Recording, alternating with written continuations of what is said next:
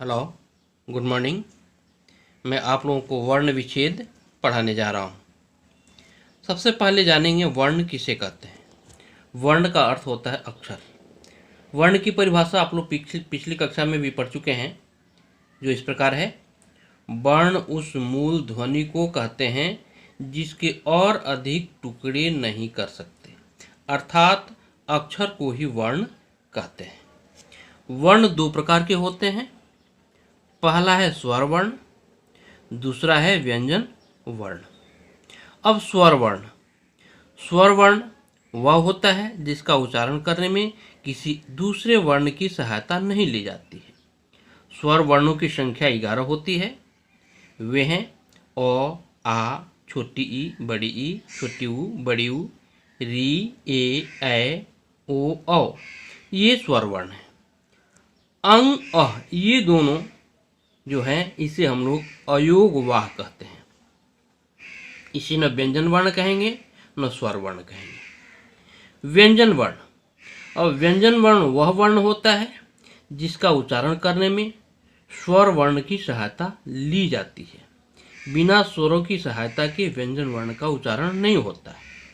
तो व्यंजन वर्ण है जैसे क, ख, ग, घ, अंग, च, छ, ज, झ, य, ट, ठ, ड, ढ, ण, त, थ, द, ध, न, प, फ, ब, भ, म, य, र, ल, व, तलाभ्य श, मूर्धन्य ष, दंत स, ह, छ, त्र, ज्ञ, स्र। ये सभी व्यंजन वर्ण हैं। अब व्यंजन वर्ण में ही 4 संयुक्त वर्ण होते हैं, उसी में का छ, त्र, ज्ञ, ये स्र। ये जो चारों हैं इसे हम लोग संयुक्त वर्ण कहते हैं। तो संयुक्त वर्ण किन किन वर्णों से मिलकर बना है? तो जैसे छ, छ बनाने के लिए आधा को किसी भी वर्ण के नीचे ऐसे हलंत लगा देते हैं ऐसे, तो वह वर्ण आधा हो जाता है, अर्थात इसमें का अ निकल गया।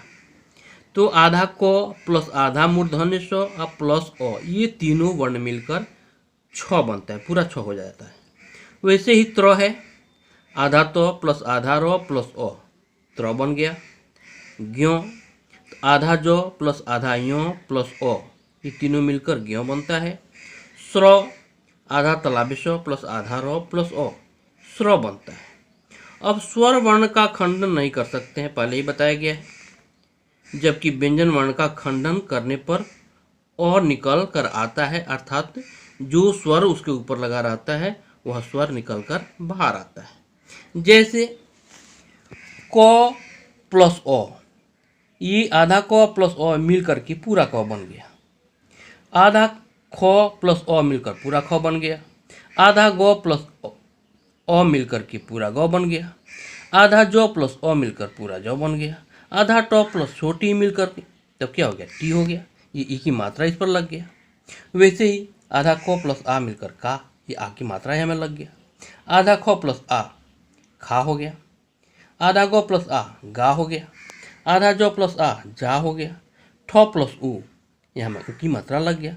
अर्थात किसी व्यंजन वर्ण के साथ अगर कोई स्वर अलग जब होता है तो उसका मात्रा हट जाता है, जब एक साथ जुट जाता है तो फिर मात्रा उसमें आ जाता है। अब जैसे हम उदाहरण के रूप में देखेंगे राम। राम एक शब्द है और इसका हम लोग वर्ण विच्छेद करेंगे। विच्छेद का मतलब अलग करना, वर्णों को अलग करना जो होता है उसे हम लोग वर्ण विच्छेद कहते हैं, अर्थात वर्णों को टुकड़ा टुकड़ा करके अलग कर देना। अब राम, राम को अलग करना है तो आधा रो प्लस आ, ये दोनों मिल करके रा बन गया। वैसे प्लस आधा म प्लस अ, ये म को टुकड़ा किया तो आधा म प्लस अ, अब ये चारों मिल करके राम बन गया। वैसे ही रीमा, आधा रो प्लस ई री हो गया। आधा म प्लस आ माँ हो गया। अब ये चारों वर्ण मिल करके रीमा हो गया। देवता, आधा द प्लस ए प्लस आधा व प्लस अ प्लस आधा त प्लस आ, ये वर्ण मिल करके देवता शब्द का निर्माण होता है। वैसे ही विज्ञान, तो आधा व प्लस ई वी हो गया। आधा जो प्लस आधा यो प्लस आ ज्ञा हो गया, प्लस आधा नौ नौ हो गया। अब सबको एक साथ जोड़ दिए तो विज्ञान बन गया।